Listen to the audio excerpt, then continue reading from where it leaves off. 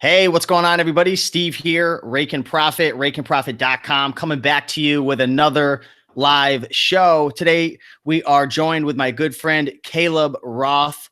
Caleb's been selling books for a long time. One of the smartest, brightest booksellers that I've known. I've learned a lot from him and from his blog as well. He's also the founder of eFlip, which is a software we're going to be talking with you guys about today that pretty much helps you to filter through books on Amazon, online arbitrage, sourcing books to sell back on Amazon or wherever you please.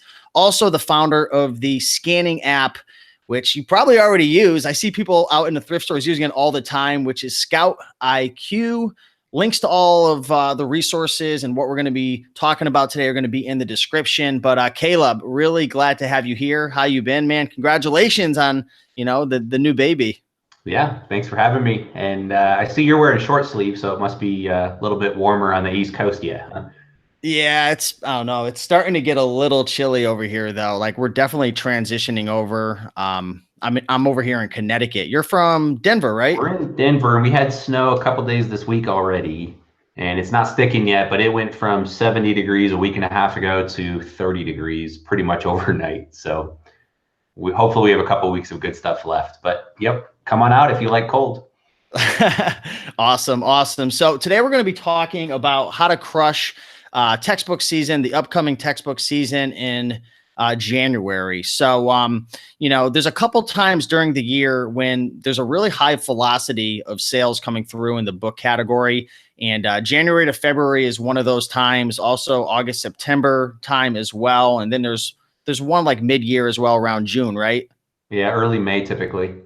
Yeah. So we've got textbook season coming around the corner in a couple months, and it's a great opportunity for anyone out there who wants to take advantage of the price fluctuations that are going to be going on. So before we dive into kind of how to prepare to crush textbook season, what I'm doing, because I'm living this as well, guys. I've been spending a lot of money, a lot of time buying books, preparing for textbook season. Let's talk about maybe some of the results that you've gotten selling books, how long you've been selling books, just to kind of, build credibility around why they should listen to us and so on and so forth.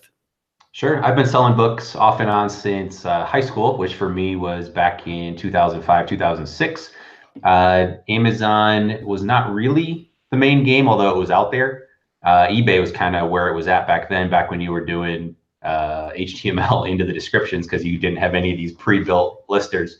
So my brother and I actually built what I think is one of the first scouting apps. Back in the day, we used text message and email and actually kind of built an API that would talk to Amazon and return prices. And little did we know what we had. If we did, we would have pushed that, marketed that, and maybe never went to college. But we just thought it was cool to have data in our hands, because before that, we were picking up the phone, calling home with dial-up internet connection going, hey, I've got this book. It looks expensive. What is it selling for on Amazon or eBay? So back in the day, we were blind, and now we've got a computer in the palm of our hands, and life is pretty good. So I dabbled there. In college, I was kind of the textbook guy. I sold on consignment for a lot of kids on campus. The bookstore would give you $10, $20. I would take their books, sell them on Amazon. And back then I took 10% of profits. I was pretty cheap and took 10%. I was kind of the textbook guy. My dorm room was chock full of textbooks. And I even I talked to a professor. Can't say his name because he wasn't supposed to do it, but I talked to a professor into giving me a loan to go buy books from students where the class existed in the fall and the spring. So I paid more than the bookstore on the buy end of it, and then I sold it for cheaper than the bookstore on the other side, and made a decent little profit and paid him like 20% return on his loan for a month. That was kind of fun. And then I actually forgot about books. I got out of it, went into orthopedics, did the corporate gig for 5-6 years, and was kind of getting burnout of that, being on the road, and said, all right, what can I do instead? And it was like, well, I've always dabbled in books. Wonder if we can get back into it. And my wife and I started with 100 books a week challenge while we both had full-time jobs. We went out on nights and weekends like many of you guys do. And we just kind of said, hey, we find 100 books this week, we'll sell 2 or 3. That's not really sexy, but what happens when we get to 1,000 books in inventory or 2,000 books in inventory? And we slowly built that up. Eventually, I quit my job in August of 15, so coming up actually just over 3 years now. And my wife quit her job in January of 16. So that's kind of our background. We went from, I think we did just over 6 figures our first year to low 7 figures last year, and still growing this year. Wow. So you're telling me you did 7 figures selling books. A lot of people, they don't think there's, money in books. That's a cool thing for us.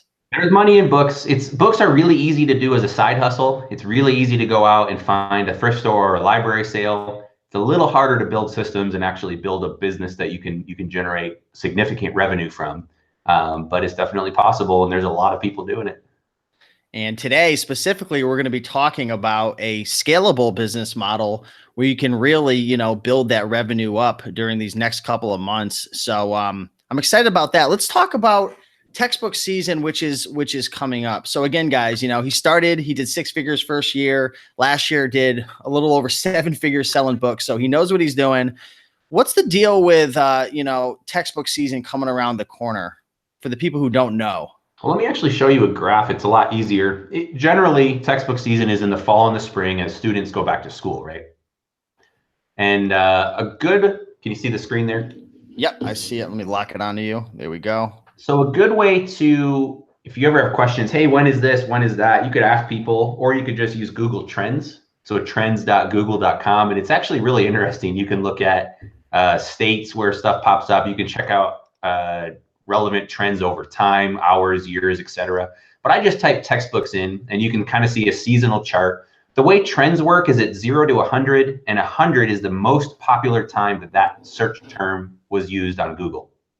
So 100 is as high as it gets. Everything else is relative. So the very highest search instance of textbooks was the 3rd week of August this year, which is pretty much the peak of textbook season. And then it kind of tailed off just a bit the 4th week and then dropped again. So we have about a 6-week period in August and September where it's higher than normal. January is the 2nd highest. It's about 80% of the search term, the search terms relative to August.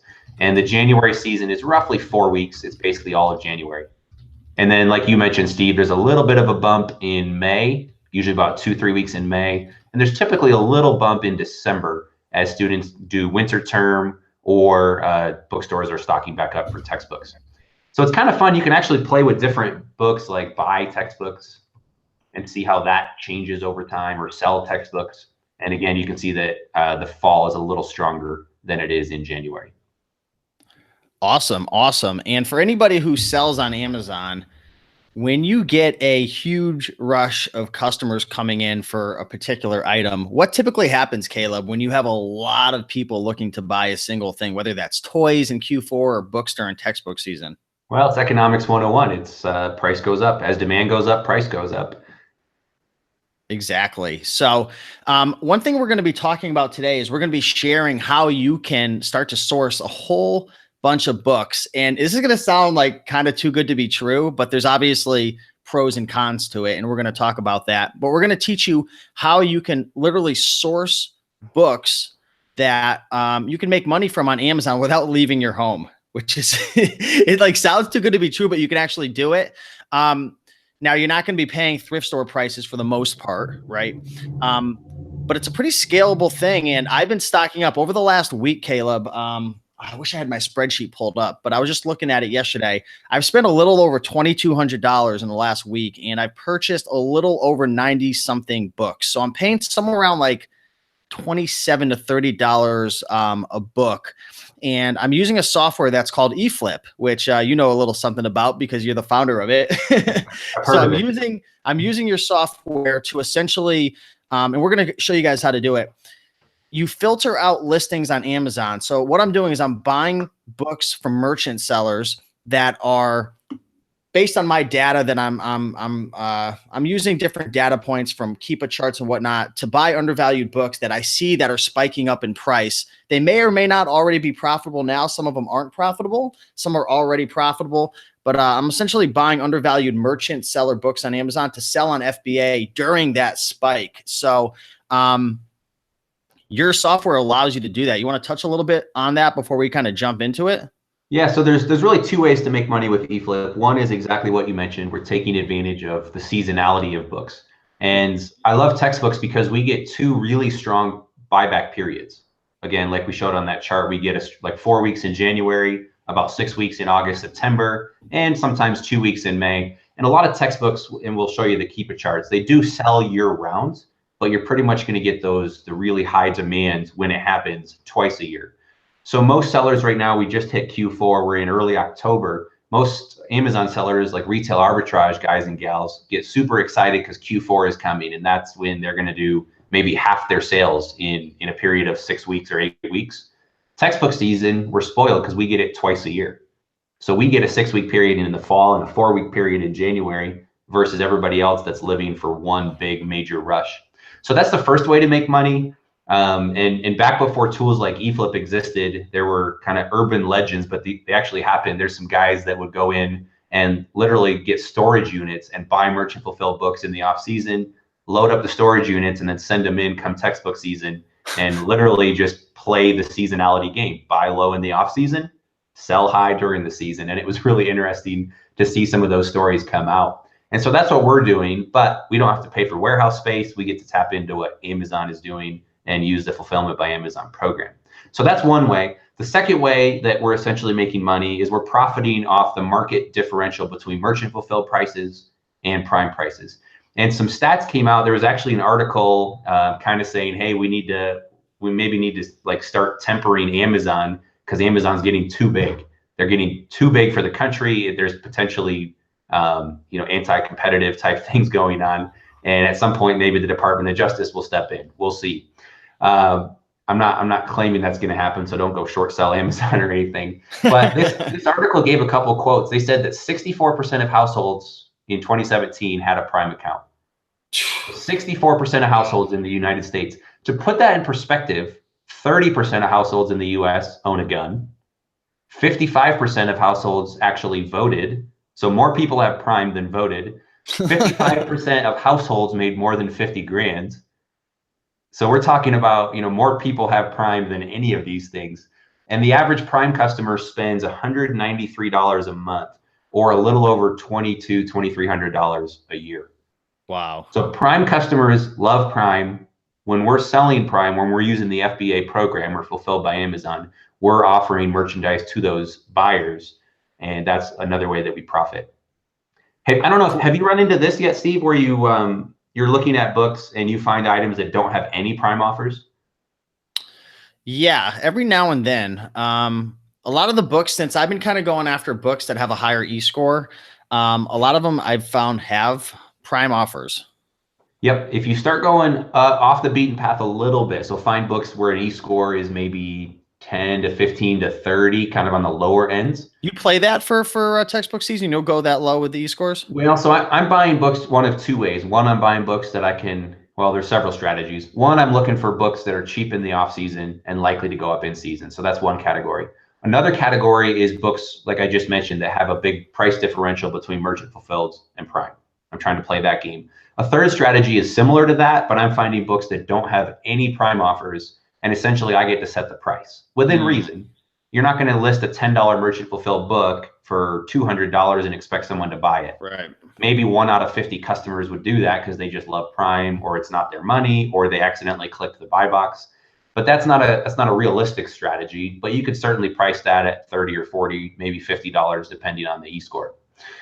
So that's another strategy. Another one too is, and the reason we called, you're using Outliers, right? Not the original. Yeah, that's the only thing I use, just because it shows the the Prime pricing right there. It's nice. The other thing you can do with Outliers, we can show it on the call maybe, is we look for books where like 2 or 3 repricers have gone crazy and they've tanked the price on a book that should be 50. They've tanked it down to 20 or 10, and you can go in and buy up 2 or 3 offers and essentially move. It's kind of like day trading. You're going to pick off the lowball offers, resell those back at Prime, but you've now moved the price from 10 to 30 or 40 or $50. And how are you determining that price should be at 50 based on the Keepa chart and the pricing history? Based on the Keepa. And for those of you that aren't familiar with Keepa, there's tons of really good material on YouTube. I've got a couple videos.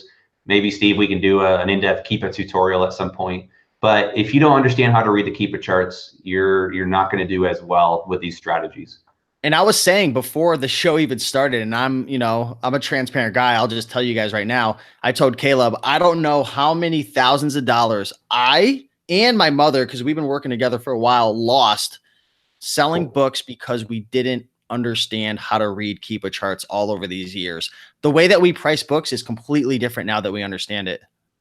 So you're saying you would sell books in the off season on accident? We would always go for we would go for the lowest price a lot of times, or match lowest price. We didn't understand. We knew there was a textbook season, but we didn't fully. It's like, that the price is going to jump, but if you don't see it, you don't really believe it. But when you know how to read a Keepa chart, you can literally see the data, the merchant prices, the FBA prices. You can see the new Amazon. You can see all the fluctuations, and we're going to show you that when we do the screen share. So I'm telling you, you guys are this is going to save you a lot of money if you're just getting started with books or even an intermediate. Yeah, absolutely. And we were talking about some of the downsides of repricers before we jumped into this call, but one of the challenges is there's very little data that we can see in what Amazon shares with us, what's called the API. And if you're just going to turn on a repricer and let it go to town, you're going to leave a lot of money on the table. But like we mentioned, if you're getting your books really cheap, if they're at thrift store prices, or you're dealing in bulk and buying them by the semi-truckload, then burning through inventory is actually good. You need your cash back. Cash flow is really important to you, versus this is going to be more of a cherry picking model, where again, a lot of booksellers don't like spending more than $2 or $3 on a book. They think it's too expensive. With eFlip, it's not uncommon to be spending $10, $15, $30, $40. I love buying books that are $100 and trying to flip them for $170, $180. Because if I buy a $10 book that I'm trying to sell for $30 and the price slides by $10 and drops to $20, I now break even. Versus if I buy a book for $50, I'm hoping to sell it for $100 and it drops $10, I still have margin on the table. Yeah. So this game is not for the faint of heart. If you don't have capital, if you don't have experience, I would caution, I would stay away for starters. Build your expertise. Make your mistakes on $2 books, not $20 books. Yeah, so I have a goal. Right now, I have a goal. I would like to spend anywhere between, we'll see how many books I can get, because I'm still learning. I actually went through my first eFlip season in August, September, but we didn't do a lot of books. But out of all the books we purchased, we sold every single one for a profit, except this one book that we bought like 10 copies of, and the price just tanked. And the big mistake was we weren't analyzing the amount of offers that this particular offer had. There was like hundreds of them. So when it came to it, there was just so many offers, the price just never went up. It just, the supply and demand. Did you end up with a big seller on there, like Rent You or Warehouse Deals? Did one of those sellers? Yeah, it was one of those big sellers. They had a ton of them, and their merchant price was so low as well. So it was just dragging the whole market down. Yeah, that can happen. And so one of the other strategies is to diversify, treat this like a portfolio. And you're going to be wrong. We hear horror stories every time we get to textbook season. And someone goes, the Keepa chart was beautiful last year. I thought it was going to go from 10 to 40, and it just hovered. It stayed at 10, or it dropped to 8. It just stayed because big sellers come in, and that happens. So make sure you spread your risk and make sure the winners outweigh the losers. Yeah, it's like a law of average kind of. You don't have to win. You don't have to win on every single book to make it worth it. Your average ROI might be, I don't know, 60% on every single book. If you lose on handful of them, that could bring it down to 50% or 40%. There's still, if you buy right, if your margins are so tight, you almost want to buy knowing that you're going to make some mistakes. Totally. And kind of like in a lot of other industries, you're going to make money when you buy in this industry. If you buy a poor book, if you didn't read the Keepa chart properly, if you're buying it when it's too expensive, you need a lot of things to go right to make things happen. But if you can read it and buy it when it's lower than normal, then you stand a better chance of it going back up. So you lost money on one title only? We didn't buy a ton of books. It's not like we were buying hundreds of books. We were playing around with the idea. Like me and you, we had talked on a couple live calls, and I was learning the software. I'll be honest, I didn't fully understand the Keepa charts even during that first time. I'm just being 100% real. The second time around, now that I'm spending a lot more money, I really spent the time to learn how to read Keepa charts. But I did well. And you know what the funny thing is? We were going back, my mother and I, because my mom, she's probably watching right now. So shout out to Mama Profit. She's been buying up eFlip offers over the last couple of weeks as well. So she's by my side. But the funny thing is, most of the books that we had purchased, and you had touched on it before, the e-scores were like lower than 25 on every single one of them. So the slower lower e-score books, they still do sell. And we even got our book shipped in kind of late. So it was an experiment, but it got down to the wire. So we kind of half-assed it the first time, but it was very effective on the limited amount of books that we sent in. Yep. So this time I'm like, my goal is I would like to spend 10 or 20,000 before textbook season, plan to kind of get them all in maybe mid-December. I don't know what your thoughts are on that. Yeah, a lot of people try and hold on to them. I would send them in and price them where you're happy if they sell now, because some of them will. Storage fees don't really kick in till after 6 months, like the long-term storage, and they don't really start hurting till after 12 months. So it's not a bad thing to send stuff in now. We're at early to mid-October. The only time I consider timing it is if you have stock up in the summer, you may want to send stuff in like late July, early August. The reason for that is then before the 6-month storage fees kick in, you can actually take advantage of the August-September rush, and anything that didn't sell, you still got a chance at the January rush before the 6 months is up. So that's not a bad strategy to go after that. And before we're going to jump right into the screen share for everybody watching, but one more question I have is right now, up until what date what is like the prime time buying? Like for you personally, are you buying like crazy right now? Or are the other, the people who are getting ready for this textbook rush in January, is now the time to buy? Or do you kind of want to wait a little more for the prices to go down and go crazy for like a couple of weeks? What's your strategy in terms of sourcing before that textbook season hits in January? So it depends a little bit on your cash situation. If you've got a fair amount of capital, you should be buying from the tail end of textbook season in September. So even the last 2 weeks of September is a great time to buy. Because like those listings you mentioned where the big sellers, Rent You, Amazon warehouse deals, when they come on the listing with like 200 offers, these are big rental companies. So they're liquidating inventory. Typically they'll be on that listing until their inventory is out. And I don't have data on this, but they tend not to come back. So you usually, like the Keepa chart's solid, it goes up and down like you'd expect with the price for 2-3 years. For whatever reason, maybe a new edition comes out or maybe 2 new editions are out. Rent You says, hey, we're done. We're dumping our inventory, and they flood the market. And that stinks. However, at the tail end of textbook season, a lot of times if there's too much volume and not enough demand, the price will actually tank instead of going up. And that actually presents some really unique buying opportunities. So I like to go in at the tail end of September and buy, but we'll continue to see books drop off in general between now and like mid-December before that little bump comes back, and then they'll start going back up. But we'll look at some charts. We'll actually just see. Don't take my word for it. Let's actually look at charts and figure it out.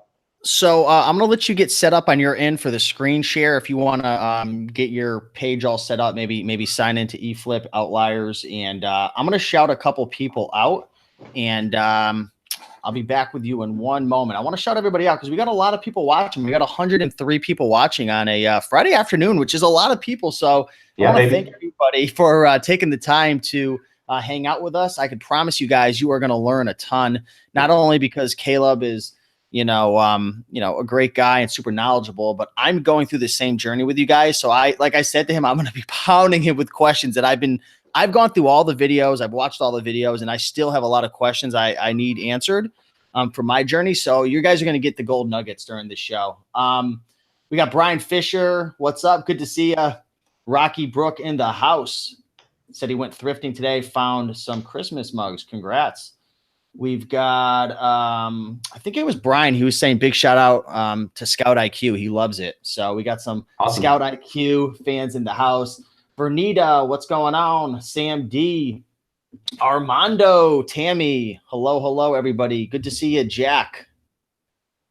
We got Jewel Real Life. Hello, Raiken Profit, and hello, everyone. Great to see you all. Thanks, everybody, for watching. We got Angie. Hello, Angie. Angie says only 7 likes. We're up to 33 likes right now. So 101 people, 33 likes. I mean, there's an arbitrage situation going on here. So it's a good ratio. I mean, I would definitely buy a book for $33 and sell it for 100. Would you? All day. There's room there. So let's get those likes up to the point where I can't buy that book if you were a book. Okay, so we're on your we should be able to see your screen right now. We are on eFlip, which is Caleb's software that he's founded and created, and which I love. If you guys want to try out the software as well, I do have a link to a 21-day free eFlip trial. So if they go through that, Caleb, they get to play with it for 21 days for free, right? Do they get everything? You get everything in the books category. So you get all books, textbooks, and outliers, which we'll kind of focus on today. Okay. CDs, DVDs, and vinyl are fairly niche. We don't have as many customers in these as we do books. Okay. These are separate trials, but you can get a 21-day trial of those as well. Simply sign up for them separately. Perfect. Cool. So I'm going to pass it off to you, Caleb. We'll kind of maybe talk about some of the basics. And then once we start digging into the analyzing of the deals, I'll probably interrupt you from time to time and just answer questions and whatnot, if that's okay with you. Yeah, feel free to jump in anytime. I'm actually going to switch gears slightly. We're going to start with textbooks because that's what we were talking about. And we'll pull up a few Keepa charts and kind of go from there, if that sounds okay. Yeah, let's rock and roll. Cool. So eFlip consists of 3 parts. Outliers is by far the most powerful. It's our newest piece. eFlip as a whole has been out almost 3 years now. In December, we'll hit 3 years. And we started with all books and textbooks. We were the first company to have a kind of a database of known textbooks. And that's really helpful when it comes to finding those books that are going to sell well in textbook season. The way we did it back then is we sort of fished through and found, what do they call it? Basically the class reports or the syllabus for universities and schools. And we sort of fished those ISBNs out. And we also threw in the larger publishers like McGraw-Hill, Pearson, Cengage, et cetera. And we actually redid the textbooks database. We've got historical data now for a couple of years on Amazon that we've kind of tracked on our own. And we're able to go back through there and actually look for seasonality. So we can look for books that have really good ranks during those 4 weeks in January and 6 weeks in August, as well as we can find books where the price goes up during those same timeframes and hone in on that. And those are books that actually show seasonality. So it's not just books that might. Any book in here right now is a book that does show seasonality. We can show you some of those. We're going to redo that as well. We have new data after we got through this past textbook season. So if you want to buy textbooks, I'd recommend starting here. However, Outliers has a lot more data, which we'll get to in just a minute. So what this is we basically assembled a database of as many books as we could find. Amazon doesn't give us a list. We've bribed libraries and provided value to libraries. We've bought databases full of books. And then thanks to Scout IQ, we've been crowdsourcing. So if you're out there scouting and you find a book that's not in our database, we actually log it and we throw it back into Scout IQ and we borrow it for eFlip as well. So thanks to our Scout IQ customers, Sweet. The entire ecosystem is actually growing, which is pretty fun. So we've got a pretty good data set at this point. We do filter it down and we only show everything in our tables here of anything that's less than 3 million with a current sales rank. The reason is you don't really want to be flipping stuff that's not selling every couple of months. And so we try and limit that down. It makes the searches go faster and it just prevents fluff. There's no reason to see books ranked 10 and 12 million. That's just pointless.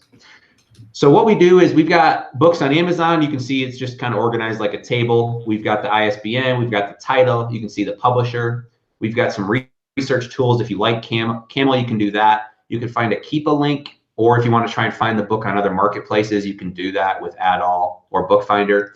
And then we also have a calculator. So it calculates your purchase price. You can say, hey, I think I can sell it for $19.95. It'll let you know what kind of ROI, return on your investment, as well as what the actual dollar profit is, factoring in the weight of that book. So that's pretty helpful. Make sure that you're not, the heavier the book, the more it's going to cost. So we make sure that you're being protected. Couple things, when you click through on the title, it'll take you over to Amazon and bring up all offers. And for those of you who don't have the Keepa chart installed, I would highly recommend that. And that you can kind of overlay that right on the page and make good decisions. If you click on the ISBN, it will bring up prime offers only. And so kind of the original way we used to do it was kind of a guess and check. You'd set the filters here. You'd say, I want to find books on Amazon that are at least $5 and cheaper than 20. I want the new price to be 30. I want Amazon to be on the listing for 40 or higher. I want there to be at least a penny trade-in, and the rank can go to 1 million, average rank to 500,000. And like you mentioned, Steve, maybe let's limit the offers to 70 or less. Yep. You'd simply click search, and in about a second or two, it returns everything in our database that matches all of this criteria. So it's important not to get too fancy. You don't want to get super narrow on your criteria. Otherwise, like here, we've got pages and pages of results. If you get too narrow, you're not going to get a lot of results. So you want to be careful. And then if you are buying with a business account, you can sort of change the way that the links show up. If you want to shop using Amazon Smile, which gives 0.5% back to a charity of your choice, you can do that. We actually build the Smile link right in. And then if you want to see rental offers or not, you can turn those on or off. And then you can save the search if you like it and want to come back later. You can just paste that anywhere, and then you can paste that back up here. And of course, you can do title search, look for publishers, all kinds of good stuff.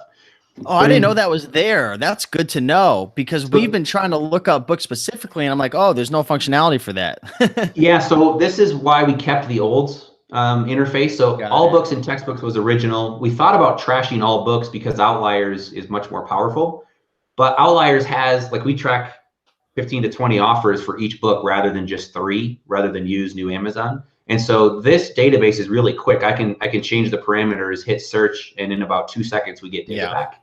So it's really quick. Outliers takes 6, 7, 8 seconds just because there's so much data it has to slog through. But here, for example, you could set these parameters and say, hey, Cengage is like my breadwinner. I want to find books where Cengage is the publisher. And you could search and it'll actually return anything here where Cengage is in that header. And now we can go look at just Cengage books. This is actually really important because one of the things I've been doing, I haven't done it a ton, but this might be a good tip for one of the listeners here to go do, is go through and look for these smaller companies like this, like ASM Press, and find books like this where Amazon's not on the listing. That means the publisher themselves is not selling the book. If you can do that, 1, there's less likely to be prime offers. 2, you might be able to go to the publisher, work out a wholesale discount, and buy their brand new books at a cheap enough price that you can flip them prime. Wow, great tip right there. I was thinking about that.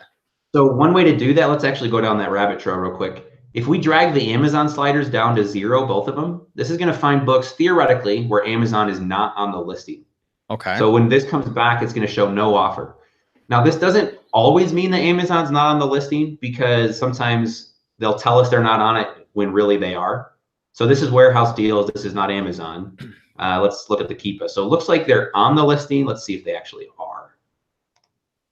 Sometimes they'll be back ordered. So this one is in stock. So this is a good, bad example. But Amazon's API is pretty full of holes, unfortunately. But in general, they're not going to be on these listings, but there will be some outliers. Let's see if we get lucky here. Okay, so here they sold out. They were on it for $190. Now they're gone. But the prime prices are so cheap, it's maybe not a good opportunity. Although after 4 or 5 offers, it does go up quite a bit. But what you do then is you come and look for like CQ Press. I've never really heard of them. Let's go look at that, see if Amazon's on it or if there's many prime sellers on it. There's a ton of sellers here, so that's probably not great. Looks like Amazon is on it, or at least had some stock on it. But if you could find a small, like Midwest Theological or Staywell, and find one that doesn't have Amazon on it, then we'd actually go research that publisher. So we might look up Staywell, and we'll see if they're on other listings as well. And looks like just that one. But if you found a small publisher that didn't exist on Amazon, that may be an opportunity. Go Google the publisher, see if you can get set up with a wholesale account, and see if it makes sense to buy them. Very cool. Great tip. Thanks for sharing that, Caleb. So let's look at a couple Keepa charts, and then we'll jump into Outliers. So let's open the search back up. Again, you could set the search where Amazon's not on it. And again, I say that with a grain of salt because every once in a while, Amazon kind of misrepresents that they're on it or not. Or we can find books where they're on it for a fair amount of money. And what we're doing is, go ahead. I was going to ask you, before you jump into it, is there really any benefit to using the textbooks tab or the all books tab versus the Outliers? Because when I use it, I find it's very time consuming because I have to go hunt down the lowest prime price. So are there benefits to using that other than, the updated version of the Outliers? So textbooks definitely has an advantage because it is books that actually have seasonality. And we can show you, let's just click through a few and pull the Keepa charts. So that's the benefit there, as well as you can look up the publisher, or you can look up keywords like math or Got it. I don't know, orthopedics or Scientology or whatever you want to look at. So this book here, this is the last 3 months. And if we zoom out to a year, you can see that it gets a little bit, the green is the demand. So every time the green line drops, I've got my Keepa chart set up where drop is a sale. We see it's a little bit clustered in August, September. and it's fairly clustered in January. So this book has what I'd call small seasonality. It's not crazy. We don't see the bottom, what I call a smiley face pattern. It's not hugging the bottom, but it's a good rank. It's selling a fair amount. And we also you see the merch price is jumping up a little bit from compared to October. It's down at a couple bucks, and it looks like it jumped up to maybe, 20 something dollars, the lowest merchants. Exactly. So it went from 4 in December of last year to 22, 29 almost. So it almost hit 30, and prime prices are going to be somewhere between the lowest used merchant fulfilled and Amazon. Now, I've got a question for you. This is a big question that I've had, and I've watched all the videos. If you look on the right-hand side of the Keepa chart, there's, new third-party FBA, buy box, used like new, very good, good, acceptable. Are you clicking those in? Are those the FBA prices? So what they're doing probably is this is maybe going to be the buy box. Let's see if they actually have buy box data. And yeah, the buy box is just Amazon, so that doesn't really help us. They do try and track by condition, so you can see that good is there, very good. In some cases, is going to be a little bit higher. Acceptable is probably going to be the cheaper offers on there, but you can clutter the chart up quite a bit. In general, Keepa only tracks 3 prices. Sometimes they do pull the warehouse deals like you see here, but in general, it's the black line, which is the lowest used price. So in this case, $6.45. And they also don't include shipping. They use an older version of Amazon's API, and it doesn't pull the shipping. So here it's free shipping. That's fine. You're going to see the line here should say, actually it shows $257. So someone's on this for $257, excuse me, plus shipping. So this line does not include shipping. The blue line is the lowest new price, and then orange or peach or whatever you want to call it is Amazon. So again, there's a little bit of seasonality. We can go look at a few more charts as well, just to show you what that looks like. But in general, it's helpful to look at the past year and get a rough feel. Where are we cheaper than normal? Are we more expensive? Does the price move? So here we look in January. This one doesn't actually sell a lot in January. The price moved just a little bit, but it didn't sell a whole ton. Versus in August, September, this book sold a lot. We see that kind of the pun intended, but the textbook smile pattern. So when we see this, that's good. The price also went up from $5 to 20. And again, Prime's probably higher. Amazon couldn't even keep it in stock. They were in and out. So this is a very good book in the fall. I probably wouldn't buy it now for the spring because it's not likely to sell in January. So a question I have for you, Caleb, and this is a big one of mine, because when I started, you had mentioned, the like new, very good, good, and it, kind of clutters up the chart. First question is, when they're showing those prices, are those just the prices of what people are listing them for, or are those the actual sales? When you see like the chart of the merchant prices and then very good, good, are they just tracking what the books are selling for, or are those actual sales coming through? No, they're not sales coming through, because you can see here there's a couple different pointers, $8, $5, and there's no sales here. So this line keeps going up. It's correcting, it's dropping a little bit, but these are not sales. Sales happen when the rank drops to 100 to 150,000, somewhere in there. So it didn't sell here, but it was just every once in a while, apparently they were maybe experimenting with other API calls and pulling in other prices and seeing what the lowest prices were. So the big question I have is, like, for example, on this chart, let's pretend that we were playing the August, September textbook rush. Yep. What's that merchant price jumping up to during that smiley face area, around 1990? Yep, and we see new merchants at 48. We see Amazon at 55. Yep. Let's analyze this in terms of what would you speculate, right, based on the data that you have, of what you would be aiming for, because this is the big issue that I'm dealing with right now in terms of really, there's like so many books that I could buy, but I'm like, how far do I push this? How far can I really speculate this price? Like, I'm looking at the Amazon, because Amazon's the cap pretty much. Yes. Yep. You have the merch new, which is kind of another cap, kind of. You really don't want to, from my experience, I feel, and I'll be open to disagree, but I feel like you don't want to really go over the new merchants. So where do you find that balance of what you can actually speculate based on data of where you can price this? Yeah, it's a great question. So I actually just did a video on this about a month ago, and let me just find it. Shameless plug real quick. But I did a pricing strategies video. We did a Facebook Live in our Facebook group. Perfect. That's the big issue. That's the biggest thing holding me back right now from like spending even more money. So here's a shameless plug. It's an hour, 15 minutes. So get a nice beverage. But pricing strategies for FBA booksellers, we did this last month, and we do these live in our Facebook group as well. If you want to pop on over, we try and do one training video a month. But in general, my rule is I look at exactly what you said. I'm looking at the floor price and the ceiling. So for me, it's going to be somewhere between 20, and I don't necessarily pay attention to the new price because buyers that are buying prime only care about prime. Got it. Now, I have gone back and forth over the years whether I think that the new price plays a role. Certainly, if the new prices here are also at 20, you don't want to be pricing too much higher, because if a buyer can buy a brand new book for 20 or a prime book for 40, they might prefer the prime, but it just leaves one more option where they may pick an offer that's not you. So I establish a floor and a ceiling. The second thing I do is I look at the sales history, which is basically eScore. So how often is this book selling? And I look at that volume and I say, is this selling a lot, a little bit, or somewhere in between? And if it's selling, so for this, it's, the rank is typically between 50,000 and 800 or 900,000. And it's selling consistently, but it's not going crazy. It's not always at 100,000 or better. So this is selling probably medium to medium high velocity. So I'm going to ask for a medium sort of a price bump without looking at market prices, other FBA sellers, because that plays a role. Before I do that, my floor and my ceiling, so I'm looking somewhere between 20 and let's call it $50. If the sales history was low, I'm going to ask for a small premium, maybe 25 or 30. So this wouldn't be a great prime flip type scenario. If it's medium, I'm going to ask for a medium prime bump, so probably in the $35 to $39 price range. And if it's selling all the time, if that rank is 100,000 or less most of the time, I'm going to go ahead and ask for a really good prime bump, and I'm going to come up closer to $45, $50. So when you say all the time, you're kind of looking at the whole entire year, or are you just talking based on that little 1-2 month period? Somewhat recently, but in this case, this is not selling a ton in the summer. That goes for 2 or 3 months with very few sales, and then it picks up in mid to late summer and then into the fall. So this is a good textbook pattern. So what I do first is I say, all right, my floor and my ceiling between 20 and 50. This is probably medium to medium high sales. So if there's no other prime sellers, I'm probably going to ask for about $35 to $39.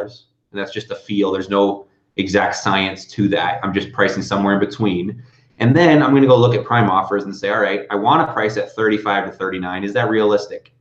Well, right now the market price is 24, 24, and then it actually gets to my price point.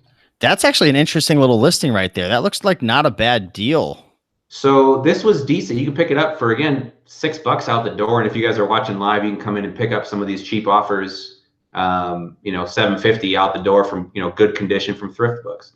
So you can pick this up from good sellers, and we could go back to eFlip and look at it. But again, prime, we know this isn't going to sell as well in January. So ideally, the best time to sell this is going to be next August. So maybe you don't want to pick it up now. Yeah. However, but my price point, let's say this was June, we go back in time and I could have picked it up for roughly the same price. I could pick it up for a buck plus shipping, so $6, $7. If we could have done that, that would have been great. Sit on it for 2-3 months and then maybe sell it for $30, $35. And got it. So that's big. So based on this, we know we can pick it up for about, what we'd say, $8, give or take. Yep. If we can get 24, which is where it is right now, we'll make $5 a profit. And it's likely to sell. I wouldn't say this is a home run, but it's a decent strategy. Make 60, 2/3 of an ROI, 66% ROI. If we actually held off and we bought this in the summer and it went up to 35 or 39, now it's looking a lot more attractive where we can make $15 or nearly 200% return. So that's why the keeper chart's really important to understand. And let's just pull up a couple more just to look at, and then we can jump into Outliers if you want. Sweet, man. Looking forward to it. So again, we're looking at the year chart. We do see, this isn't crazy good, but it is stronger in January. The green line goes down. We see a smiley face. The black line goes up just a little bit. We also see a little bit of that pattern in May where the price was normally lower and then it went up a little bit. And then we do see that just a little bit in September. So this isn't crazy. Some books will go from 10 to 40 or 50 during textbook season, and this isn't doing that, but it is showing some seasonality. But again, you want to look at this. So normally this book is in the $50 range to $25 range. It kind of hovered in the summer at 15 to 20, and it's kind of been in that 15 to 20 to $30 range. Right now it's super low. You can pick it up for $4. But you see there's a lot of bigger players. Anytime you see Rent You, that should make you a little bit nervous. Same thing with Amazon Warehouse, because they typically come in with a lot of stock. So they might have 40 or 50 or 100 copies. And even if you wanted to sell this for $20 or $25, you've got to wait for these guys to sell out first, which may take a while. That's a really good tip. Really, really good tip right there. And if you want to see what they have in stock, I don't think I'm logged into Keepa right now, so it won't show me. You can turn on in the Keepa settings, it'll actually show you the quantity. And if it didn't, we can add this to cart, change the quantity. Actually, it'll show you right here. They have 5 in stock. So that's not too scary. You know, I'm okay waiting for them to sell out. But Amazon Warehouse also has a listing, so we got to see how many they have. They have 1. Oh, not now, bad. one other trick, I don't know if you've seen this. Amazon, let's say Amazon Warehouse has 1 copy acceptable, which we know. But let's say they have 20 good copies. Amazon will hide those listings. They only show the cheapest price. So the way to do it is to unclick acceptable and see if they're on it in a good shape or better. Now they're not. However, Rent You's on it good for $13.46. And if we put acceptable back in play, Rent You is acceptable, and they actually hid Rent You's good prices. So you got to be careful, because Amazon, again, they'll hide the higher priced offers and only show the cheapest ones. Wow. So Rent You had 5, and we go, cool, that's not a big deal. This is selling fairly consistently. I can wait for them to sell out, and then we can go ahead and we can look at the good ones, and they might have a lot more good. Let's see what they have. It doesn't show us, that's not a good sign. The way to actually, usually that means they have more than 10, I think. The way to find out then is to log in and go down to the good condition, say 10 or more, and then change this to $9.99, and we'll see. So they actually have 1 in stock there. We have 10, so they at least have 10. Let's do $9.99 and update it.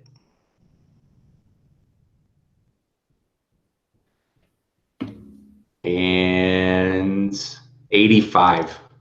So that's quite a bit, and there's not a ton of there's not like a huge demand for this book. No, it's not going to burn through us. That's not a great buy. Let's go find some. Play that one. That's a good tip right there, though, man. Because like I said before, the one book that didn't do well for us last August, September, and again we didn't do a ton. It was a book where a big seller came on and really tanked that price. So that's a great tip. Yeah, so definitely look out for that. Okay, so this is Outliers, and we'll show a couple searches here. This is much more powerful. We don't have the title search or the publisher search because there's so many offers that you can look at. And so this is a little more sluggish and takes more time to do searches, and we wanted to keep it as nimble as we could. So we don't have all the functionality. If you really like title searches, go back to all books or textbooks. Outliers now. So back in textbooks, we don't actually know what the lowest prime price is. We can't see it. This is the older API that we're using. Yep. So the old strategy, like you said, was guess and check. It was, okay, $4.94 merchant fulfilled. Let's look at a little bit more pricey books. $10 merchant fulfilled. What's the lowest prime? So you click the prime only link. 24. That's not bad. Not too bad. That might be worth it. And then you go to the next one. 10.08. What's the lowest prime? 12. No way. Next one. So it's kind of a guess and check game, which is okay. It's sort of inefficient, which means the more that you're willing to be persistent, the more you're going to stand out from the crowd. Yep. Outliers. Do you trade stocks at all? No, I mean, I've done it before, but I don't have a ton of experience. So and I think the data's out there now too, but I used to day trade at an internship in college, and I was not great at it.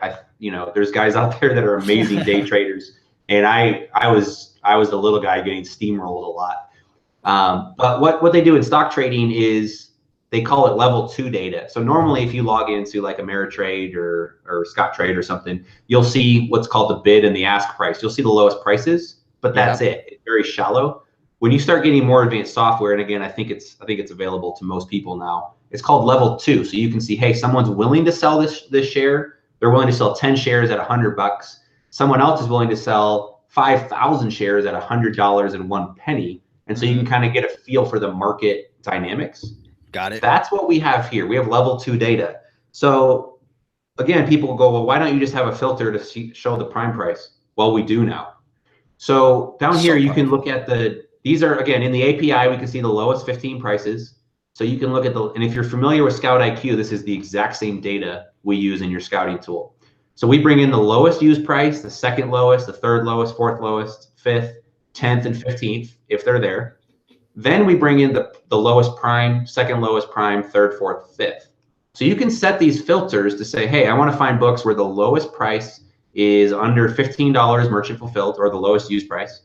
All of these prices now include shipping, so they're what's called landed prices. Then I want to go find books where the FBA price is at least 40. I want Amazon to be on the listing for at least 60, or if they're not on the listing, we can also do that. So this is a very important checkbox. Rank needs to be under 1 million. E-score needs to be, I don't know, 12 or higher, and we'll just leave that alone. And then we click search. Again, this will take a little longer just because there's so much data to weed through, but I promise it's worth it. So here, instead of having to go through and click and hope we get prime prices, we literally see the lowest price and the lowest prime price side by side. And the higher the e-score, the more likely it is to actually sell at that price. Remember, if demand is high, then I'm fine asking for a really big premium. If e-score is lower, like 12, a $5 book, merchant fulfilled, is not likely to sell for 89 prime, because there's only a person buying this every 2 to 3 weeks. So I wouldn't recommend. Oh yeah, go ahead.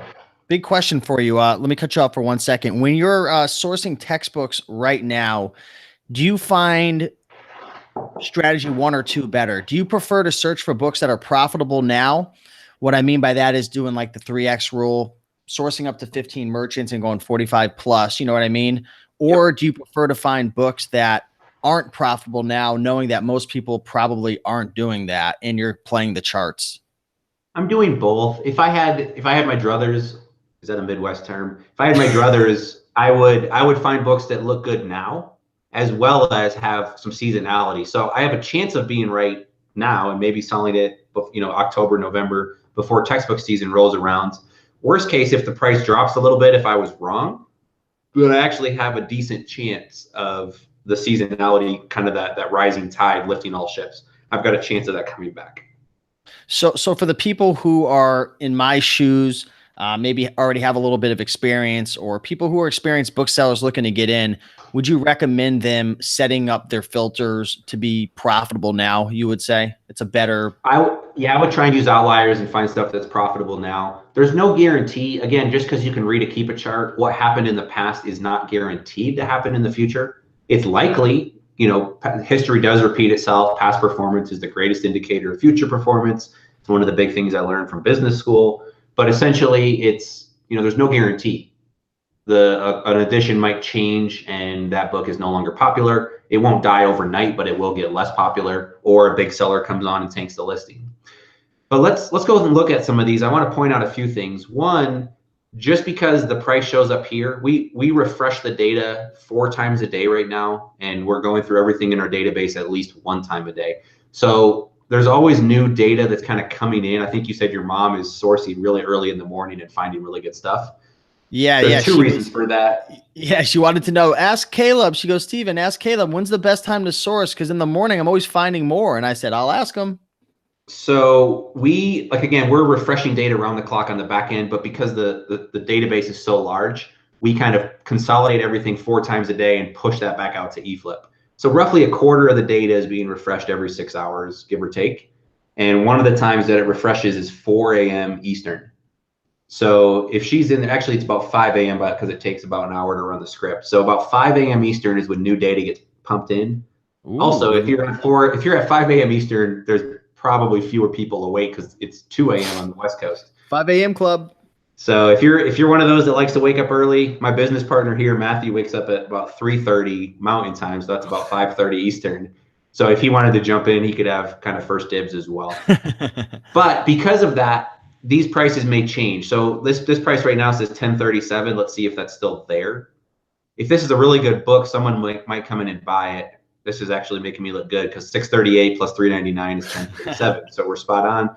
Let's see if the prime price is still there. We're showing 5190. Let's click through and see. And so someone's on this new, which wouldn't show up in the used column, and used prime is 5190. So here's a good example, to your point, where the new price is 1299. I'm probably not going to ask for $50 used because it's not likely to get that sale. That said, the used buy box is going to that cheapest prime offer typically.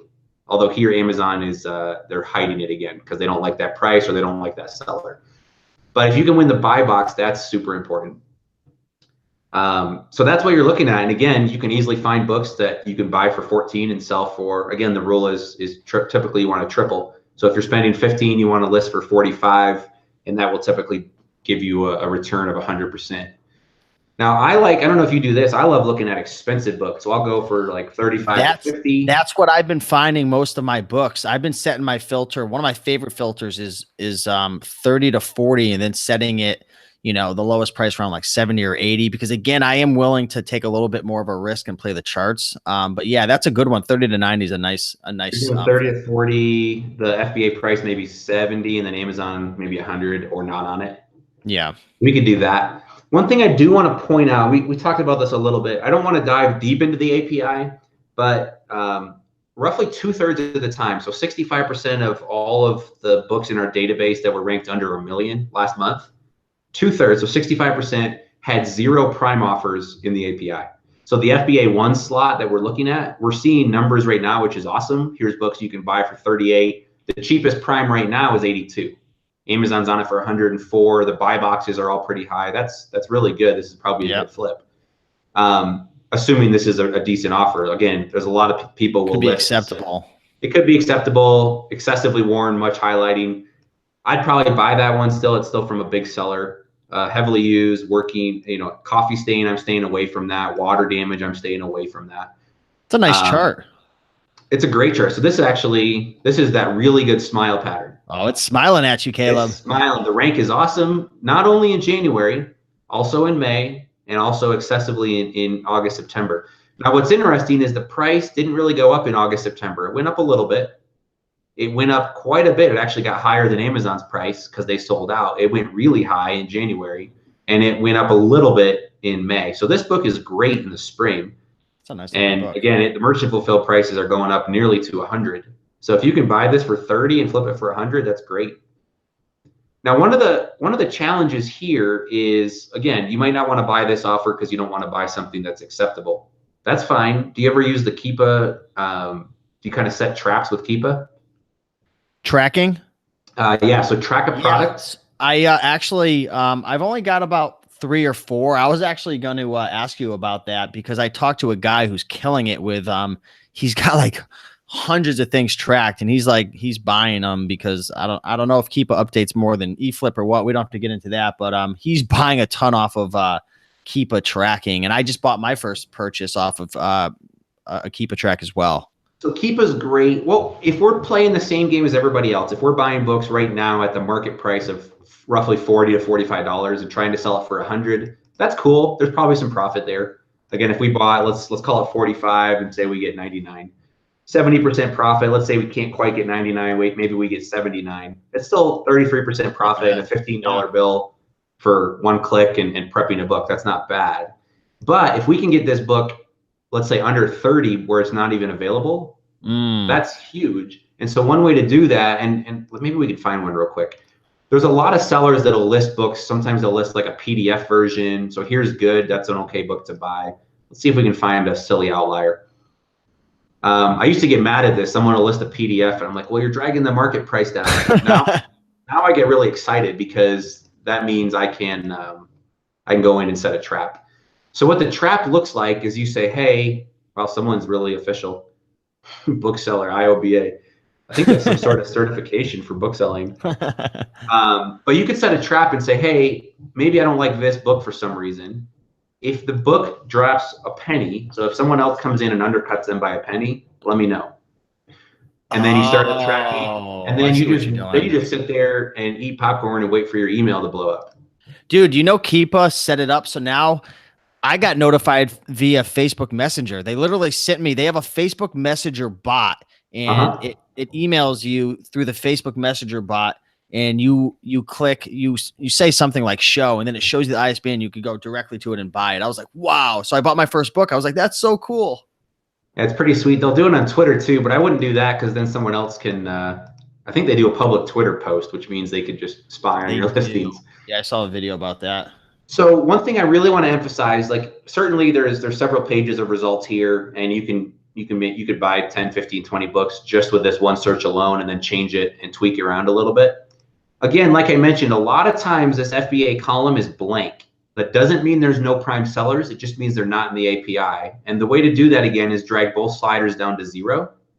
We'll go ahead and do this search once. What this is going to do is find books where there's no prime offers in the lowest 15. Okay. Which means we were seeing prices at 15 that were up to like, 70. Now we're finding ones that don't have a prime offer. So how do you read this data? Well, you could just freak out. Actually, the buy box is really what we want to key in on. And what you do is the lowest price is 36.11. There's no prime prices visible. Doesn't mean they're not there. However, the used buy box is also the exact same price. What that means is there's probably no used prime offers. Or if they are, they don't qualify. So this one's not in stock. They just sent it in. It's still back ordered, so it won't show up in the API. So you could actually find books like this. Whenever the buy box matches the lowest price, you see it again here. There's usually no prime offers that are used. Here's another example. There's no prime offers on this that are used. Amazon's on it, but there's no used offers. Why is it showing Amazon when you had the filter set to 100? Because I've set Amazon to show where Amazon's 100 or higher or isn't on the listing. Or again, remember Amazon sometimes hides the fact that they're on a listing. Got it. They don't specify it, so it's kind of hard. What we can do is the new buy box usually goes to the lowest prime new seller. So we could actually set this to be 70 where we were before. We could type in a number if you don't like the sliders. And we'd also want to set the used buy box, honestly, to be up there as well. Great tip. So now we're going to at least find where the new prime and the used prime are at least at 70. And we're looking at books in the $30 to $40 range. That will weed a lot out.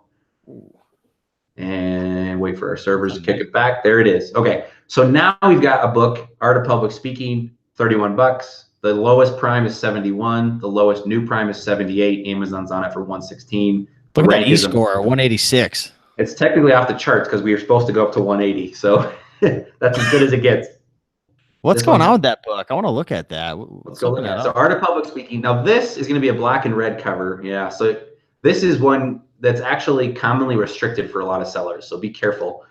Unfortunately, Amazon does not show us that, but this is extremely seasonal. I mean, it's pegged out. It got down to a sales rank of under 100. And it was expensive. It was, $50 to $80. You know what I do? I do with all the books is I take out my Amazon seller app on my phone, and you can actually scan the picture on the computer. You can just get it right up and scan it in. It'll usually tell you if you're restricted or not. You can also go through here and say, sell it. And a lot of times it'll let you know, and it's already in my inventory. So there you go. Oh, good tip. But a lot of times it'll tell you here if it's restricted.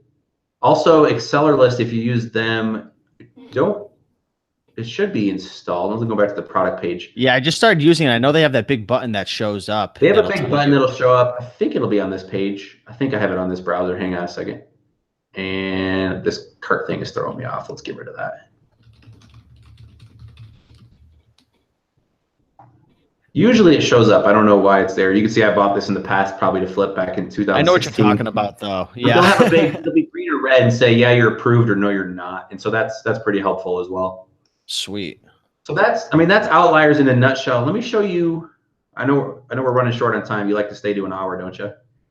I mean, I'm free. It's up to you, man. I want to respect your time, but I'm good to go as long as you like, man. I'm having a lot of fun. So all right, we'll go for another maybe 15 minutes, and I got a jet actually. Sure. So let's use this to our advantage. So again, we want to find outliers. So let's find books where the lowest used price, let's say we want to spend about $10 to $15. So we'll go 9 to 15. Let's say the second lowest used price is a big jump, like 40. And we're not going to get a lot of results, but we'll see what we get. And we want Amazon to be on it for a reasonable amount. Also no offer. I want my e-score to at least be 9 or 12, give or take. I don't want to find stuff that's rarely selling. And I want the buy boxes to be higher as well. So what we're looking for is where one person has a silly, I call it a stupid low offer, and we'll see if any of these come back. So we're going to find the cheapest offer is between 9 and 15. The second I think you got to change the second one to FBA 1. No, I want to keep it at used 2 actually. So okay. Oh, I'm sorry. I'm not following you. That's okay. So what we're doing, and again, we got one result out of everything because our search was extremely narrow. So I'm going to open this back up to a little bit higher. And let me show you what we're looking for. Okay. Still that same offer. So what should happen is we should have one offer between 9 and 15, which we do. The second offer should be like $50. So what we're looking for is true outliers where the cheapest price is just stupid low. Now, in this case, there's a ton of, or not a ton, but a few new sellers. And this actually might be a decent book. Let me show you what's going on. So this book normally, Black and Blue, are somewhere around $20. It's normally a $20 book. The green line is dropping. It's selling in that range. It kind of gets weird, and then it disappears, and then it came back on, and it was just tanking. So this is a lot of repricers dropping that price over time. What's interesting is we could go buy this book from your online bookstore. Now, they're a mega seller, so they may have a lot of copies. Be careful. Just because you think you're buying out the market doesn't mean you are. But in this book, this idea, we could actually buy 2 different books for $10 and then $18.99 with shipping, and now effectively move the price up to $40. So now we don't even have to, it doesn't matter if we're trying to take advantage of merchant fulfilled to prime. We're actually taking advantage of 2 people chasing each other. We can pick off, kind of snipe out those lowest 2 offers and move the market price up to 40. Now, it's historically never been as high as 40. So it may not get back up there, but we could certainly list it for 30 or 35 and stay under where Amazon was, right? So this can happen. Let me trying to find some books where you get like a PDF copy. If for those of you that sell online, you know what I'm talking about. Actually, a lot of the trash companies sell their books right at $5. So let's actually drop this to 5. This is a cool little ninja hack right here, Caleb. Oh, the more you play with it, the more you'll find stuff. I love kind of encouraging rabbit trails. So here's a book that the lowest price is $9, and it looks like someone beat us to it. So the lowest price was $10, and as of about last night, someone picked it off and beat us to it. So they moved the market price from $10 to $30 by buying 1 book. That's what we're looking for. Wow. Let's see if someone beat us on the next one. So here's 11 and change, and it's still there. And then the next lowest price is 34. So the questions to ask are, does this book historically sell in the $30 range? Yes, 30, 40, Absolutely. 30, 40. So this is super low, artificially low. What we're going to do though is this book is, it's a damaged book with a detached spine. It should be considered reading only. Probably don't want to buy that book. However, this is a great candidate for, let's set a trap. So if this goes to 738, if it drops a penny, let me know. And again, I don't think I'm signed in, so it's not going to let me. But what you would do then is it would then send you, let's say one of these sellers got sick of waiting. Let's say it hit 6 months in their inventory. They dropped the price to be 738. Oh, so you're waiting for a repricer to come undercut them or something. I'm waiting for a repricer, or I'm waiting for a new seller to come in and list it. And all they do is look at the lowest price and go, well, I got to beat it by a penny. And you go, thank you very much. You pick it off and then you resell it back at market pricing. Dude, that is so freaking smart. And it's very rare for 1 price to be an outlier. It's much more common for 2. So this is much better to look at the lowest price compared to the third. And the reason that 2 will go rogue is because 2 repricers will get into a war or battle. And they'll go back and forth and lower each other. And you can just bide your time, wait till it gets low enough, and then pick them both off. So wait for this to return results. Again, we're still pretty narrow. We're not getting a ton of results, but let's see what we got. I lost my mouse. There we go. So there's 2 offers here, 5 and then 19, and then it goes to 34. Again, the coverware exposing cardboard, that's not a big deal. No other internal markings. That's typical of these kind of high school type books. I'd be okay with that. I would buy that book at $5 and flip it for, higher, because a lot of schools don't care. And this is selling a reasonable amount as well. But again, if you didn't like that offer, set a trap and come back. Really and cool. we could do this one more up. If maybe 2 or 3 sellers are going after each other, we could look for those as well. So what questions do you have, Steve? We kind of covered a lot. That's a lot. Yeah, man. Yeah, man, you crushed it, man. You covered a lot more than I definitely expected. Real quick, if you guys are watching, this would be a really good one. So I changed this to look at the used price and then the 4th used, and I got Smith & Hogan's Criminal Law. We've got 1 price at $6, very good from a reputable seller. 88% is not great, but that's fine. And then 1 at acceptable. So this guy was undercutting the acceptable offer. The 3rd lowest price is $58. Now, normally this book, especially in January, was in the $50 range. It did drop to 20, and it kind of hovered between 20 and 40, and now it's kind of dropped down. You could buy this book for $6. It'd be right at $10 with shipping, and we could reprice it prime, stay well under Amazon, maybe at $39, and probably sell that book. Love it. So real quick, 10 to 39, let's call it. You make $14, 140%, not bad. So if you're watching, you're welcome to go pick that one off. How are you dealing with the returns? With like sometimes some of the mistakes that we're having, or some of the issues, is we're ordering books, they're supposed to be good and they're coming in very bad to the point where you can't even sell them. Any tips for dealing with returns? Just kind of real quick, just like go through a couple questions. Yeah, so that's why let me stop sharing my screen. That's why I buy entirely on Amazon, because the return process is very straightforward. Well, the merchants, it's been kind of a pain in the butt. You got to communicate back and forth. And some of them are like, we'll offer you 10% back. And it's like, I don't even want to keep the book. And they want me to return it back to them, I found. Yeah, so Amazon is starting to kind of change the policy for merchant fulfilled, and they're forcing the returns if it's not as described. So it's important that when you go to return the book, let me back up a step. Returns are going to happen. Like for us last year, I think it was we returned 7% of the books.